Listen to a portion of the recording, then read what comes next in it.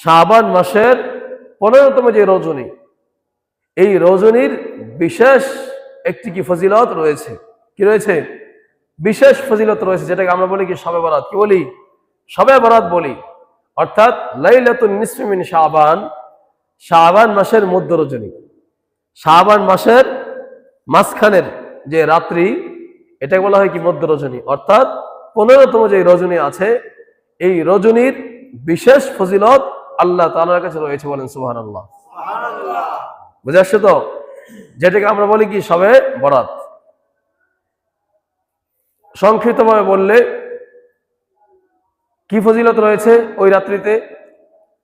কয়েকটা হাদিস বর্ণিত আছে, সহিহ হাদিস। এর মধ্যে একটি হাদিস আপনাদেরকে শোনাই, যে ইযা কানাত লাইলাতুন নিসফি মিন শাবান, রাসূল করিম সাল্লাল্লাহু আলাইহি সাল্লাম বলেন, যখন শাবান মাসের মধ্য রজনী আসে, অর্থাৎ 15তম রজনী আসে, তাহলে ফাকুমু লাইলাহা ওয়া সুমু নাহারাহা, তোমরা ওই রাত্রিতে দণ্ডায়মান থেকে, জাগ্রত থেকে আল্লাহ পাক রব্বুল আলামিনের জন্য ইবাদত বন্দেগী করো। বলেন সুবহানাল্লাহ। এবং তার পরবর্তী দিন রোজা রাখো। কি রাখো? রোজা রাখো। ফাইন্নাল্লাহ তাআলা ইয়ানজিলু ফিহা, কেননা ওই রাত্রিতে আল্লাহ সুবহানাহু ওয়া তাআলা নেমে আসেন লিগুরুবিশ শামসি ইলাস সামাইদ দুনিয়া, অর্থাৎ সূর্য অস্তমিত হয়ে যাওয়ার পরে, মাগরিবের পরে আল্লাহ তাআলা তার রহমত নিয়ে দুনিয়ার আসমানে নেমে আসে। বলেন সুবহানাল্লাহ। ফায়াকুলু আলা মিন মুস্তাগফিরিন ফাগফির লাহ, আল্লাহ পাক রব্বুল আলামিন ডাকতে থাকে, আহ্বান করে গোটা দুনিয়ার সমস্ত বান্দাবান্দীদেরকে, আলা মিন মুস্তাগফিরিন, কে আছো অপরাধী গুনাহগার, আমি আল্লাহ তাআলার কাছে মাফ চাও, আমি আল্লাহ তাআলা তোমাকে মাফ করে দেবে। বলেন সুবহানাল্লাহ। যারা বলেন না সুবহানাল্লাহ। আলা মিন মুস্তাগফিরিন ফাগফির লাহ, আলা মিন মুস্তারজিকিন ফারযুক লাহ, কে আছো তোমার রিজিকের প্রয়োজন, আমি আল্লাহ পাক রব্বুল আলামিনের কাছে রিজিক চাও, আমি আল্লাহ তাআলা তোমাকে রিজিক দান করব। বলেন সুবহানাল্লাহ।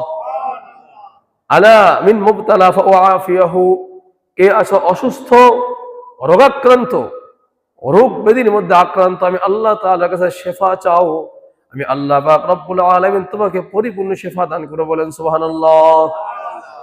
এইভাবে আলা কাযা হাত্তা ইয়াতলুআল ফাজর, ফজর উদিত হওয়ার আগ পর্যন্ত এইভাবে আল্লাহ পাক রব্বুল আলামিন সমস্ত বান্দা বান্দীদেরকে উদ্দেশ্য করে, সম্বোধন করে এইভাবে ডাকতে থাকেন। বলেন সুবহানাল্লাহ। তার মানে কি বোঝা গেল? আরেকটি হাদিসের মধ্যে আছে মুআয ইবনে জাবাল থেকে, ইয়াত্তালিউল্লাহু আযজা ওয়া জাল্লা, আল্লাহ পাক রব্বুল আলামিন লাইলাতুন নিসফি মিন শাবান, ওই রজনীতে তার সমস্ত বান্দা বান্দীদের দিকে বিশেষ দৃষ্টি কি করে? নিবদ্ধ করে, এবং সবাইকে মাফ করে দেয়। ইল্লা লিমুশরিকিন আও মুশাহিন, দুই শ্রেণীর ব্যক্তি ছাড়া, একটা হলো মুশরিক, আরেক হলো যারা কি করে? পরস্পর হিংসা বিদ্বেষ রাখে, শত্রুতা পোষণ করে, এদেরকে ছাড়া। আর সমস্ত শ্রেণীর মানুষদেরকে আল্লাহ তাআলা ওই রাত্রিতে মাফ করে দেয়। বলেন সুবহানাল্লাহ। যারা বলেন না সুবহানাল্লাহ। তাহলে কি বুঝতে পারলাম? তাহলে আমরা এটা বুঝতে পারলাম হাদিসের মাধ্যমে, যে শাবান মাসের লাইলাতুন নিসফি মিন শাবান, অর্থাৎ শাবানের মধ্য যে রজনী, 15তম যে রজনী, যেটাকে আমরা বলি শবে বরাত, ওই রাত্রির আলাদা বিশেষ একটি ফজিলত রয়েছে। বলেন সুবহানাল্লাহ। বুঝে আসছে তো? সেই রাত্রিটা আসতেছে আগামী বুধবার। কিবার? আগামী বুধবার দিবাগত রাত্রিতে। বুঝে আসছে তো? তাহলে আমরা এই হাদিসের আলোকে তাকাইলে শাবান মাসের অত্যন্ত গুরুত্ব রয়েছে, ফজিলত রয়েছে, যেটা আল্লাহ রাসূল সাল্লাল্লাহু আলাইহি ওয়াসাল্লাম অধিক গুরুত্ব দিতেন, অন্য মাসে দিতেন না।